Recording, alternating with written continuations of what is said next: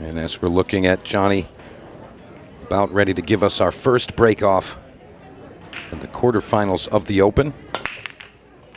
And don't forget, we are going to have 2 semifinal matches from the Open directly after this. And following that, we'll see the Juniors Open final, the Women's Open final, and of course, the Open final. So nothing but the best of the best from here on out.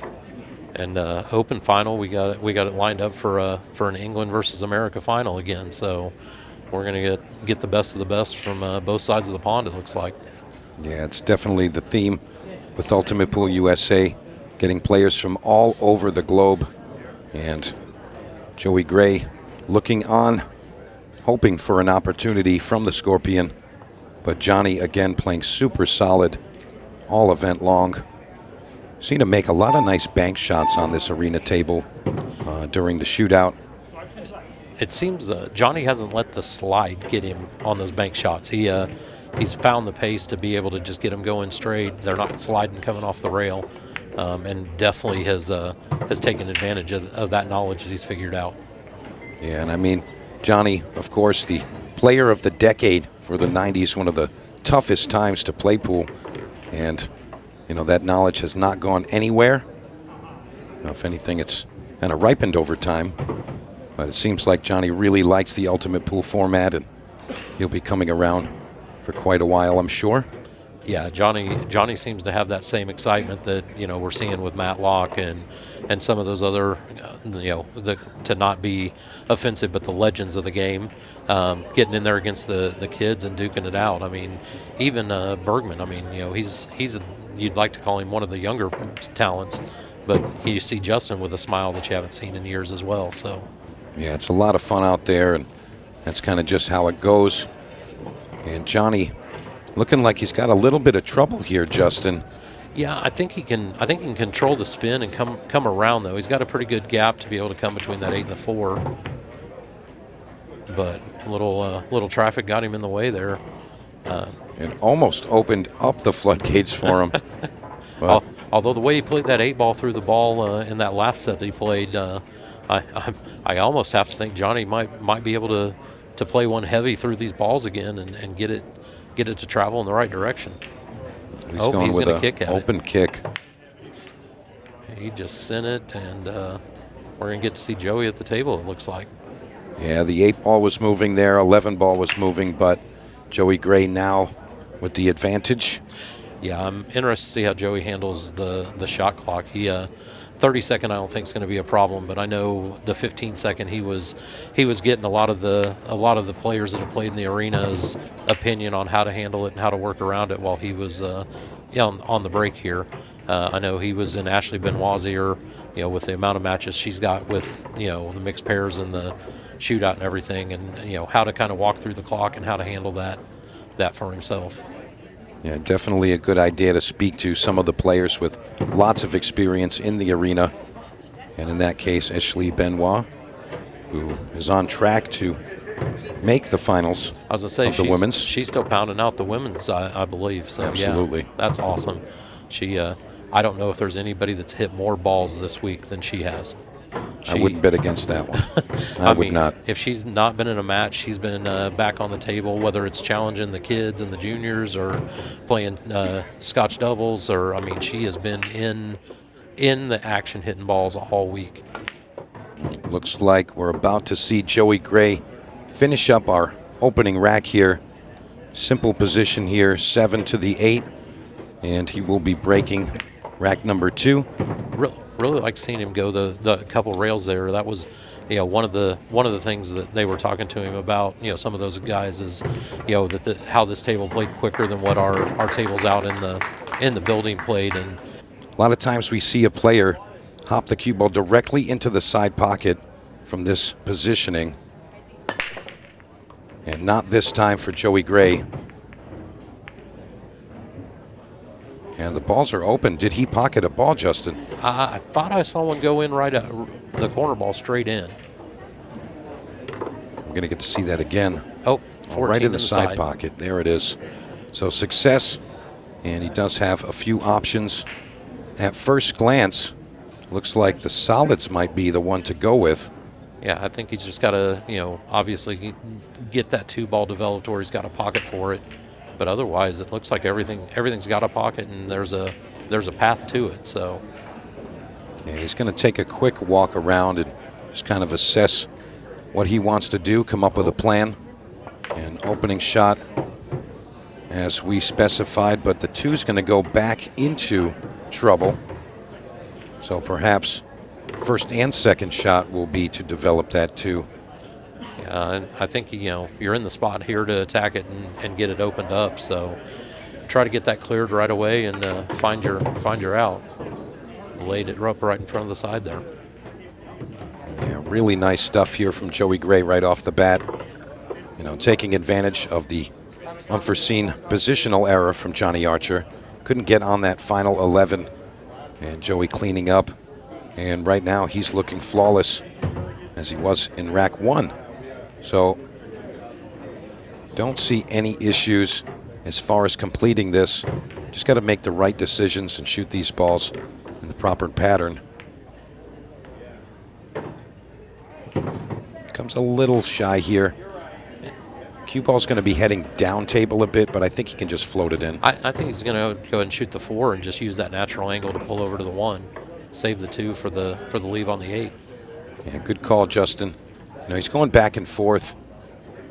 A lot of times when you're out there, that clock starts to wear on you. But I think that was the right play there because he doesn't have to contest with any of those balls at this point. He can just get above the 8 ball the whole time and stay up there. And again, I like what he did there, making sure that he had the ability to go to that rail and let his stroke, get in position instead of having to hit something soft and risk decelling on it. And one more positional shot, and he should be okay. Ball's a little flat here, so he's going to have to back cut this one, bottom left corner on the 8 ball. And call me crazy, but a lot of times you'll see a player draw this and follow the cue into the same pocket. They don't spin the ball enough. And Joey executes perfectly. I don't know if you've seen that before, Justin, but a lot of times it kind of looks like a trick shot. Let's see if Johnny can deliver. A little low on the cue ball there. Doesn't look like he's made a ball. So Joey Gray still in the driver's seat. Solids look pretty open. See if there's any trouble here, but I'm not seeing anything. Yeah, we get to see that amazing camera work from our team out there, delivering all of those tight angles and shots for you guys. Can't tell if the 7 goes or not, but if it does, it's it's a pretty straightforward. Just have to keep the rack clean and not create any issues. Yeah, I think he can kind of just let it float itself in, kind of aim it wide and let the ball kind of drift into the pocket. Hit it with a little bit of inside so it drags in. Oh, he went with the stripes. Oh, that was really deceiving when he was down on that, huh? Yeah, I thought he was just going to hit a little inside and drag it into that angle. Well, stripes it is, and I'll tell you, as long as he can get on that 11 ball, red stripe at the top of the table, everything else pretty much readily available. Ooh, that might have taken, the 15 still goes up table, but putting the 4 there took away a couple options that he had. Yeah, he didn't want to block the natural pocket for the 15, but right now I think he's trying to drift over behind that 11, possibly stall on one of those solids. And he says, I'm just going to make the 4. Yeah. How about that cue ball control from Joey Gray? Yeah. That was on point. Opens that pocket up natural for the 15, and it stopped it, so he's got the natural angle for the 10 to drift down here. And he might have gone a bit far. Again, unless though, he's trying to tell us that 11 ball passes. I think the 11 passes, and I think he left him the angle where he can let his stroke out. Yeah, he's going to take a second look. He used the extension on that first shot, though, so be aware of the clock here.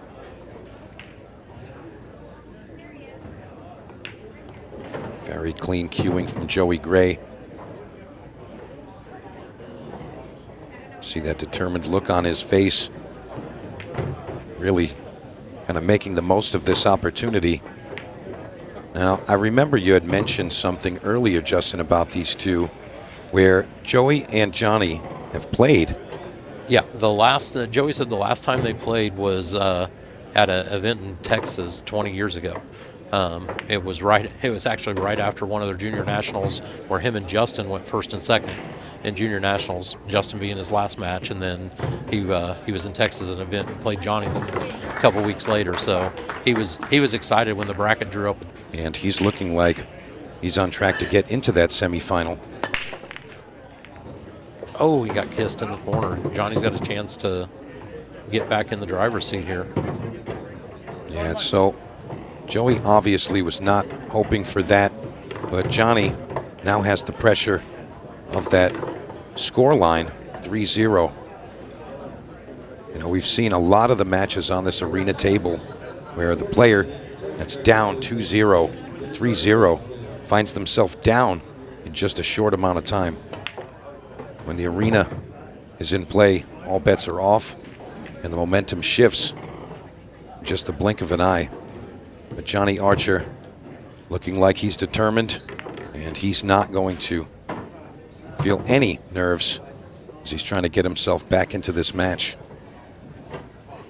Looking pretty clean here. Yeah, left himself a nice little natural angle to transfer over to the other side of the table and clean this up.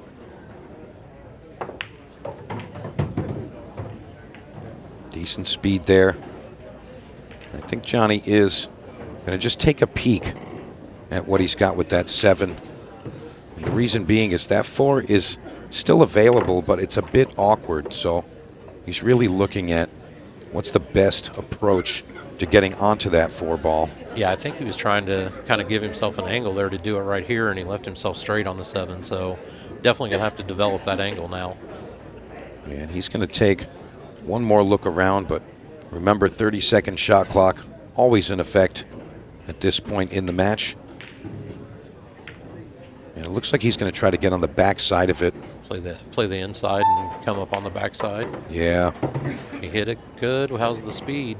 I mean, that's a risky shot, but if you're Johnny Archer, I mean, you got it. Yeah, he's hit a couple of them though this week that, you know, just absolutely dead perfect speed that, you know, it's just like this one, straight in, just handle the rack from here and go on with life. And I think he's missed position here. He was trying to hold for the 1 ball. And just rolled it a little bit. Yeah. So he's going to have to adjust his plan here. Looking like he's only really got a thin cut on the 6. Cue ball's going to be coming out of that rail very hot. So he's going to have to throw a little caution to the wind. A little bit of outside and throw it here. Oh. And he's missed the ball. Caught it on the rebound, so. Yeah, he made legal contact there, but a lot of body movement as he shot that. He knew he needed to get really deep into that shot. You see just a little bit of movement and missing the object ball on the first go. So Johnny going to be a bit disappointed. But again, a resilient player. And he's just going to try to forget about that. They say best players have the shortest memory, and I'm sure Johnny falls in that category. Absolutely. They told me when I first took the game, short-term memory loss is your best friend. Yeah, the game can really be cruel sometimes, Justin.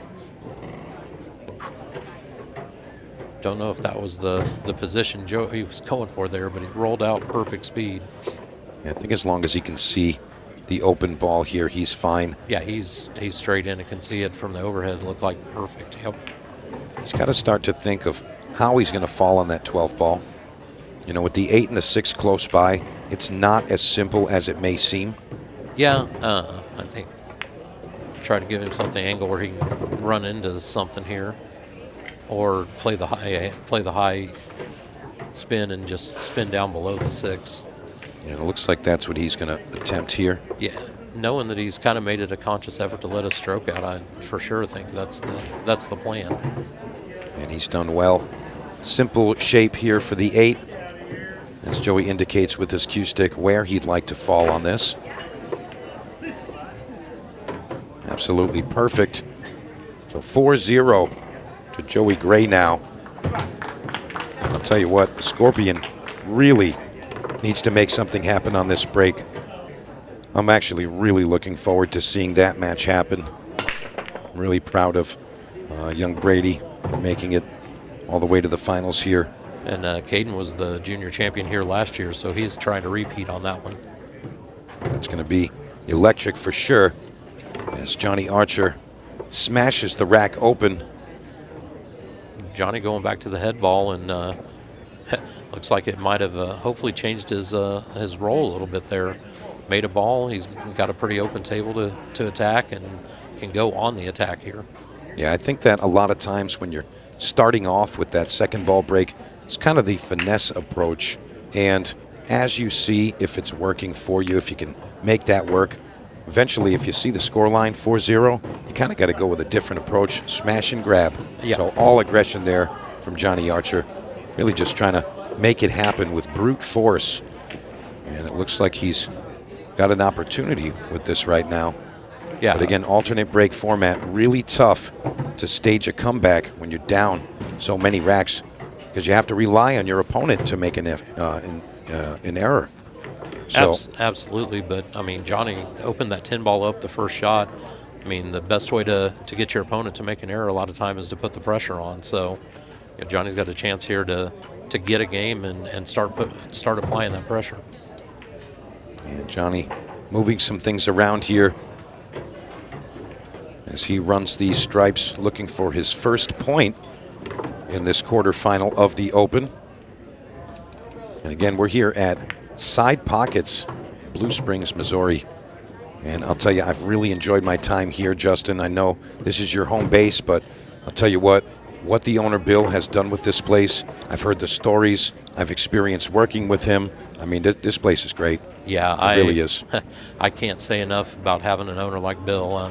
I'm the tournament director, kind of the house man here when it comes to the pool, and Bill gives me kind of carte blanche for whatever we need to do to make it happen. As long as I can justify it and we can justify the return on the investment. I don't get told no very often. So we've developed a great room over the last 20 years.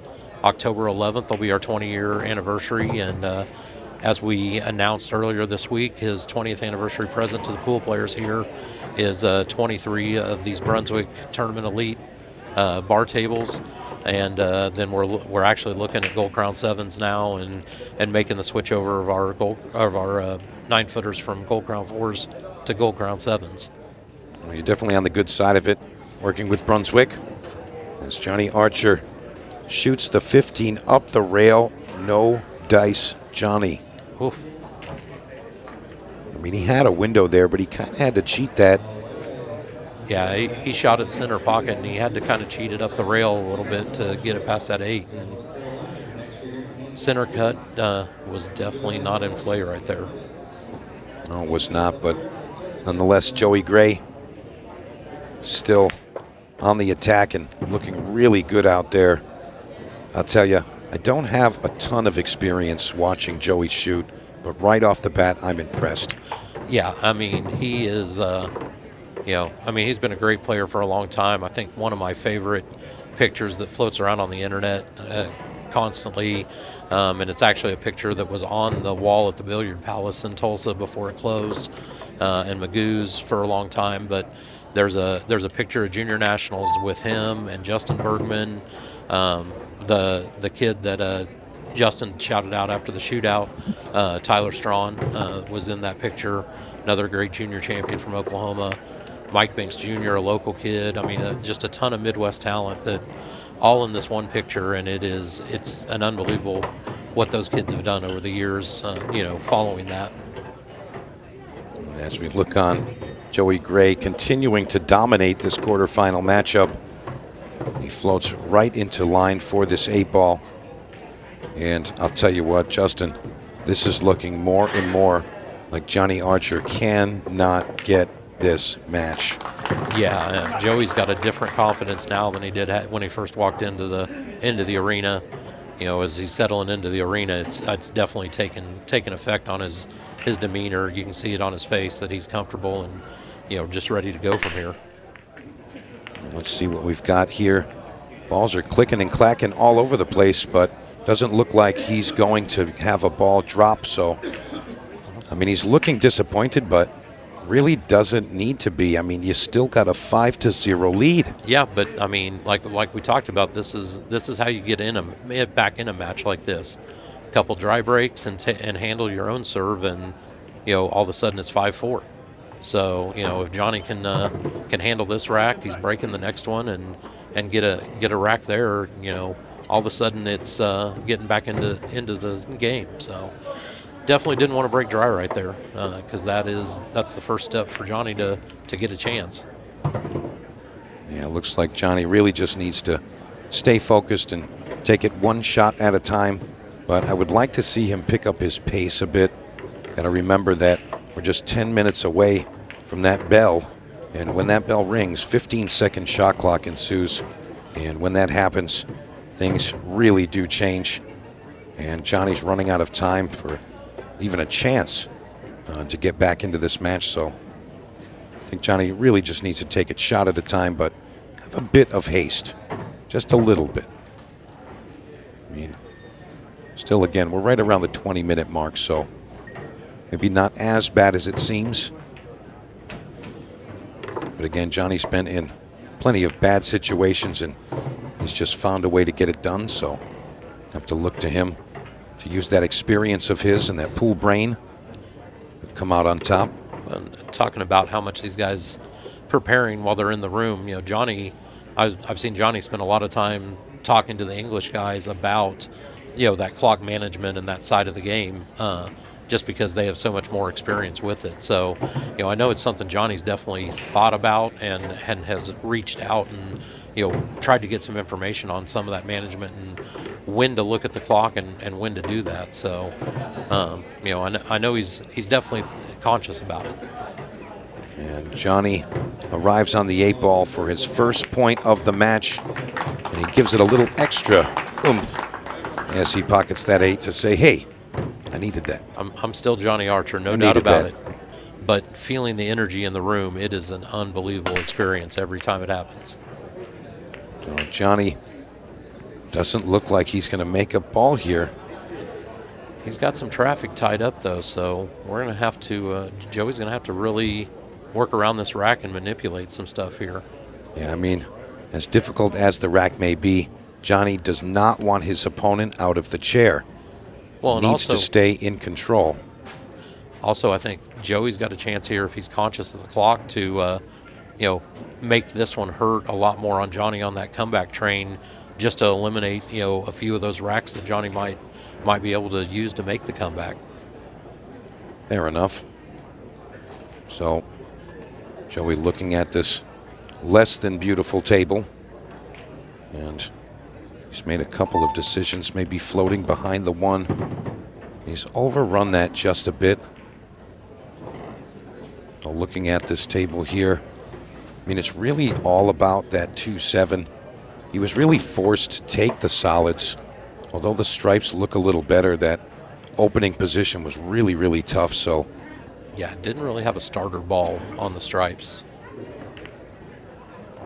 Well, opening up, making that stripe there, I think he might have opened the 2-ball up.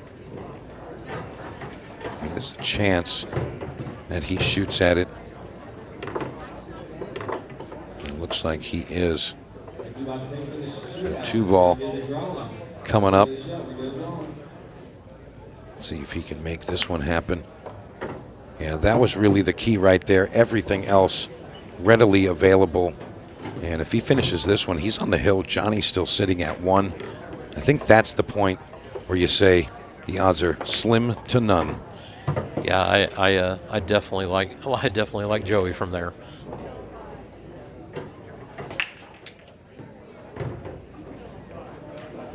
Joey not thrilled about this angle. I'm sure he's going to make it work. He really wanted to be just a bit straighter. He didn't want to have to contest with that 9.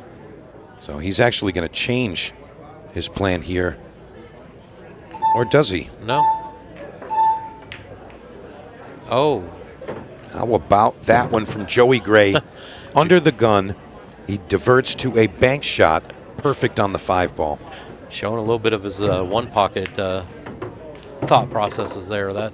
That's a shot I've watched him hit that little stop shot bank too many times, playing one pocket and his fortune there. Hopefully you weren't on the receiving end of that one. I've been on the receiving end a few times. We like to play some races of three for who's got to buy the dinner, and I've been way too often receiving that one in those dinner sets. All right, so it's Joey Gray to go up 6-1 in extraordinary fashion. Joey's sticking with that same break. It's been working for him, so here we go again. I find it interesting, he's got that cue ball back close to the first diamond, not all the way out on the string. Oh, and he scratched. 2 breaks in a row of Joey's that Johnny gets to the table. As we said, that could be a factor to get Johnny back into this match, but unfortunately Johnny couldn't get the job done. So, non-factor there. Yeah, Johnny got that break and run in the last rack. That would have been an unbelievably monstrous scratch.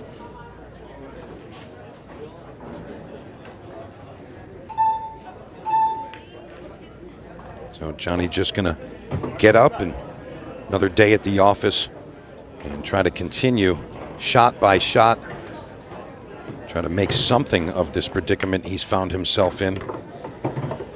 And we always have to remember that each match that we play, it's just a small section of time, and perhaps the scoreline would be the opposite were they to play this match again.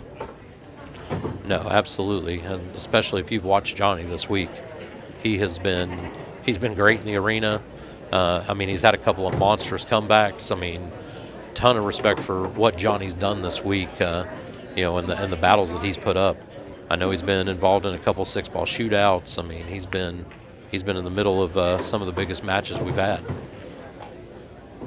So Johnny looking like he's going to make quick work of this. Yeah, simple stuff here. So Johnny's going to get up to 2 on the board, and he will come with the break in the next rack. However, 14 minutes or just under remaining in this match. So if Johnny's going to make something of it, we made the massive announcement about that upcoming Grand Finals Open, National Finals coming up in November. And I'll tell you what, if you don't go to Ultimate Pool USA's shop right now and purchase a ticket to that event, you are going to miss out. These events sell out very quickly, and I know I've reached out to a lot of players that I know of, and I'm like, hey guys, get in now because you're going to regret it. $20,000 first place in that singles event there, Justin. How sick is that? Well, I saw that, and I immediately sent it to about a dozen guys that have been telling me they want to get in one of these, and guys that should be in these. When they announced that it was going to be double the payout of what this event is, it was, guys, you need to be there. It's a no-miss event sort of occasion. Yeah, and that's going to be on the tail end of the national teams event with a massive $100,000 first place prize. Yeah, it's never been seen. Never been seen. My team is in the qualifier tournament here locally, and we talk about it almost on a weekly basis that we want to get in there and duke it out for that one because it is an unbelievable prize that we get a chance to fire at. Yeah, it's absolutely remarkable what's happening in the States right now with Ultimate Pool USA, and Joey Gray making the best of his time with it right now as he looks to take this match down with this final set of stripes. Cue ball rolling, but it stops just in time. I don't know if he's hooked behind the point. Can he see the 12? That's the question. I think he can, but he may have to spin this ball a little bit just to be safe on it. Joey's down. Looks like he's got just enough to make it. So Joey sitting on the hill with just 4 shots remaining between him and a spot in that semifinal. And he would be playing Ricky Evans. And Ricky Evans playing super strong on his own. Again, taking out Top Cat himself, Tom Cousins. Another Missouri resident, semi-local kid. He's from over on the St. Louis side of the state, but we see Ricky for a lot of tournaments around here. Comes over this way, probably once a month and plays something. So we see a lot of Ricky over here, and a lot of excitement. And a lot of his quote unquote local guys will be pulling for him as well. Any idea how old Ricky is? He's a youngin', but I believe Ricky's right about 21, 22. Wow. I know Nick's a couple years older than him, and I think somebody told me Nick was 27. So I'm going to put Ricky in that young 20s range, if I'm not mistaken. Good stuff. And we're going to make sure we focus on these last two shots here as Joey Gray approaches the finish line and securing a spot in that semifinal. And he comes with another bank shot. Perfect stuff right there. And to deliver the 8-ball, there it is. Joey Gray over Johnny Archer. What a performance